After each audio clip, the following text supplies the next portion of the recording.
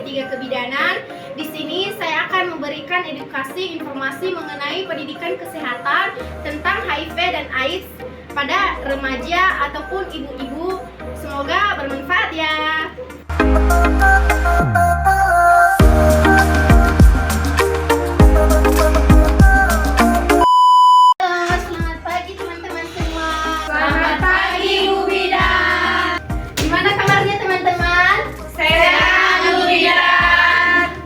Sebelumnya, perkenalkan nama saya Bidan Siska yang akan memberikan informasi edukasi mengenai HIV atau AIDS kepada teman-teman dan adik semua ya.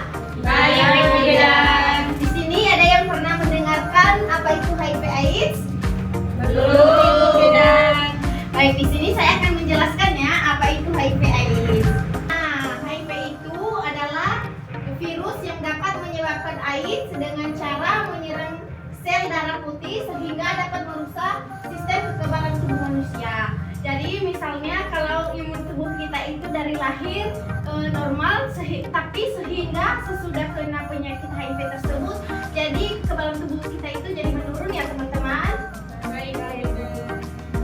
AIDS adalah dampak atau efek dari perkembangan biakan virus HIV dalam tubuh manusia, dalam tubuh makhluk hidup. Jadi AIDS ini berarti kumpulan gejala akibat kekurangan atau kelemahan sistem kekebalan tubuh yang dibentuk setelah kita lahir. Kemudian di sini juga ada, mungkin dari teman-teman semua bertanya-tanya apa saja ya faktor risiko HIV atau AIDS. Nah di sini teman-teman bisa lihat sendiri ya. Di sini ada gambarnya apa saja ya faktor risiko HIV atau AIDS. Nah di sini adanya sering berganti-ganti pasangan dan berhubungan seksual melalui dubur atau anus tanpa menggunakan kondom, melakukan hubungan seksual yang berisiko baik homoseksual maupun heteroseksual. Terus yang kedua itu menggunakan jarum suntik narkoba secara bersamaan. Jadi kalau misalnya teman-teman menggunakan jarum suntik bersamaan itu tidak boleh ya teman-teman. Visi dari orang-orang tersebut itu telah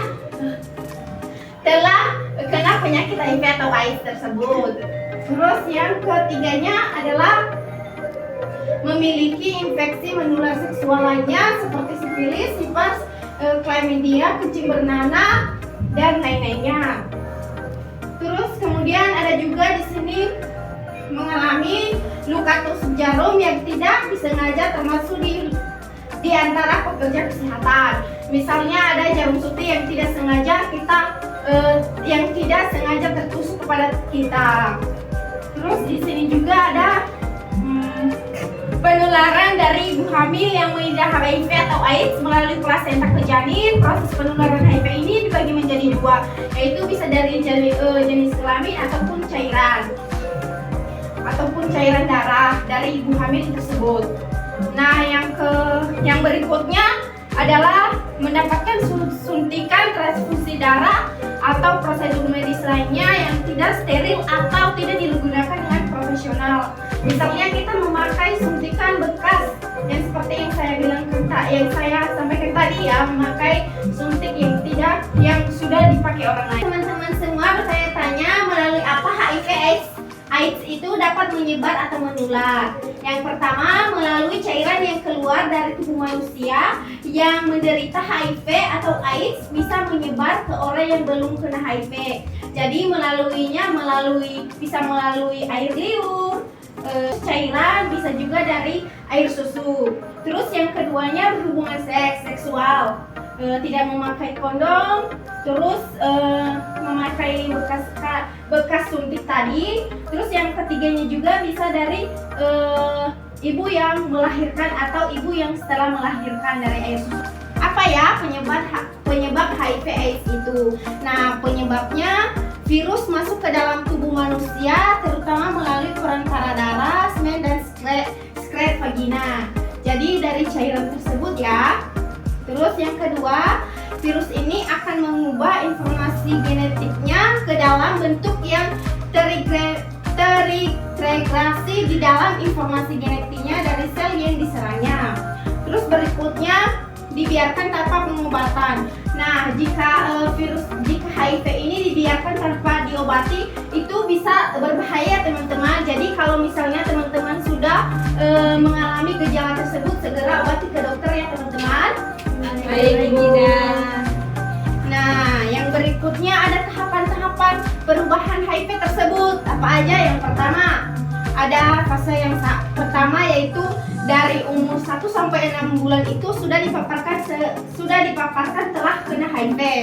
Terus dari umur 2 sampai 10 tahun itu telah dinyatakan positif HIV. Terus yang fase ketiganya mulai muncul gejala awal penyakit belum disebabkan gejala AIDS. Nah, di fase ketiga ini mulai muncul gejalanya tapi tidak disertai dengan AIDS-nya. Terus yang fase keempatnya sudah mulai masuk ke fase AIDS. Jadi sudah dinyatakan terdiagnosa HIV dan AIDS.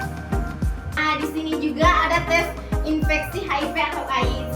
Nah, caranya yang pertama tes HIV adalah tes yang dilakukan untuk memastikan apakah seseorang tersebut sudah terpapar HIV atau AIDS.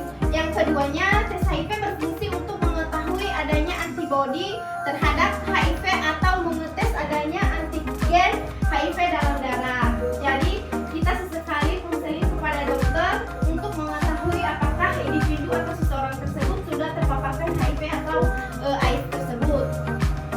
Terus yang ketiganya ada beberapa jenis tes yang biasa dilakukan, diantaranya yaitu tes ELISA, tes DIPSI.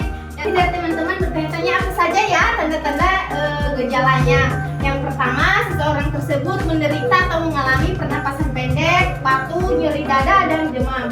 Nah, biasanya kalau kita sudah terpaparkan HIV atau AIDS tersebut, kita biasanya demam, terus batuk, terus nyeri pada dada. Nah, yang kedua, hilangnya nafsu makan, mual, dan muntah, mengalami diare yang berlebihan. Terus di situ juga kita akan mengalami tidak ada nafsunya makan, terus mual muntah berlebihan, diare yang berlebihan. Terus menderita kehilangan berat badan. Nah, kita akan kehilangan berat badan 10% dari normal. Nah, ada juga infeksi jamur pada mulut, biasanya pada telinga, pada kaki. Terus juga sakit kepala. Terus adanya kurang ingatan. Nah, di sini. Nah, selanjutnya di sini juga tanda-tandanya adanya kulit kita itu jadi kering, terus bercak-bercak, adanya bercak-bercak. Atau kayak gores-goresan itu di bagian tangan kita atau tubuh kita semua. Terus yang terakhir sering nyeri dan kesemutan. Nah, kita itu sering nyeri pada semua tubuh kita, terus kesemutan, terus tensi kita rendah, tidak stabil atau normal. Cara kita mencegah agar tidak terkena HIV atau AIDS tersebut. Yang pertama, tidak melakukan hubungan seks. Nah, kalau misalnya kita melakukan hubungan seks itu, kita akan memakai kondom untuk mencegah HIV atau AIDS tersebut. Terus jangan pernah berganti-ganti pasangan. Terus jangan melakukan hubungan seksual di luar nikah atau sebelum nikah. Lalu kalau ibu hamil itu sudah terdiagnosa mengalami penyakit HIV atau AIDS tersebut, sebaiknya jangan pernah hamil. Nah, terus jangan pernah menggunakan suntik bekas seperti yang saya jelaskan tadi. Lalu jauhkan narkoba, jangan pernah mengonsumsi alkohol. Terus yang terakhir, tes dan konseling. Biasanya atau teman-teman semua biasanya kalau sudah ada gejala-gejala tersebut yang saya paparkan tadi atau jelaskan tadi, sebaiknya teman-teman segera obati atau konseling ke dokter ya teman-teman. Baik, Bu Bidan. Nah, sekian ya teman-teman penjelasan dari saya tadi, edukasi informasi tentang HIV AIDS. Apakah dari teman-teman ada pertanyaan sekilas HIV AIDS tersebut? Ada, Bu. Boleh, silakan. Izin bertanya ya, Bu Bidan. Iya. Bagaimana cara pencegahan penyakit HIV tersebut? Wah, bagus sekali ya pertanyaannya. Di sini saya langsung menjawabnya ya.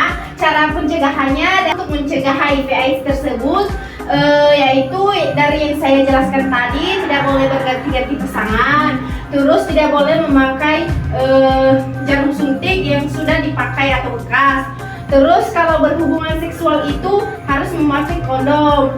Lalu tidak boleh melakukan hubungan seksual di luar nikah. Apakah dari penjelasan saya ini sudah dimengerti? Mengerti Bu Bidan? Baik, terima kasih. Apakah dari teman-teman semua ada pertanyaan lagi? Tidak. Ya, Bu Bidan.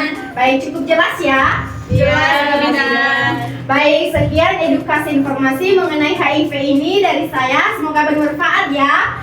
Bisa mencegahnya ke depannya teman-teman. Baik Bu Bidan. Dan penjelasan dari saya tentang edukasi mengenai HIV/AIDS ya teman-teman.